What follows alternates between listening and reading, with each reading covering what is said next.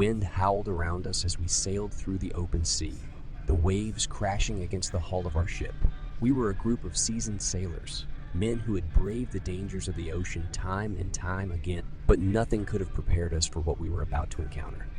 It was a foggy night, the kind of night where you could barely see your hand in front of your face.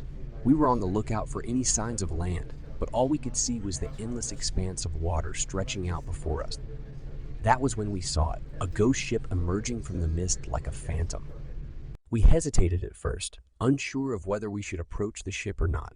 But curiosity got the better of us, and we steered our vessel towards the ghost ship.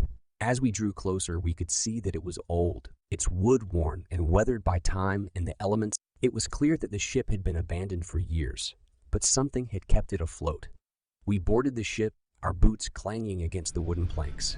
The ship was silent, its hulls empty and still. But as we made our way deeper into the bowels of the vessel, we could feel a presence watching us, a sense of foreboding that settled deep in our bones.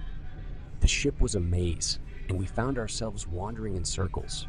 The corridors all looked the same, and the oppressive silence was only broken by the creaking of the old wood and the distant sound of waves crashing against the hull. I began to feel like we were lost in a dream, a nightmare from which we couldn't awaken. We found ourselves in the cargo hold, surrounded by stacks of crates and barrels. But it was what was behind those crates that made our blood run cold. A figure was standing there, motionless, staring at us with lifeless eyes. We couldn't see its face, but we knew it was a ghost. We didn't wait to see what it wanted. We turned and ran, our feet pounding against the wooden planks.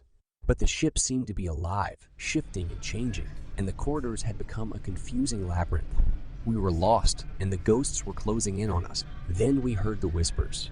It was like a chorus of voices, each one different, but all of them equally haunting. They spoke in a language we didn't understand, and their words sent shivers down our spine. We knew we had to get out of there, but we were trapped. Suddenly, a door opened. It was like a glimmer of hope in the darkness, and we ran towards it. We burst through the door and found ourselves on the deck, gasping for breath. But the ghosts weren't done with us yet. We saw them emerging from the shadows, their faces twisted into grotesque masks of rage and anger.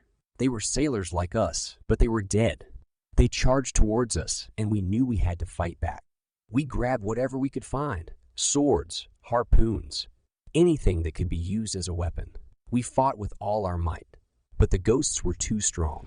They seemed to be invincible, and their attacks were relentless. In the end, we managed to defeat them, but it was a hollow victory.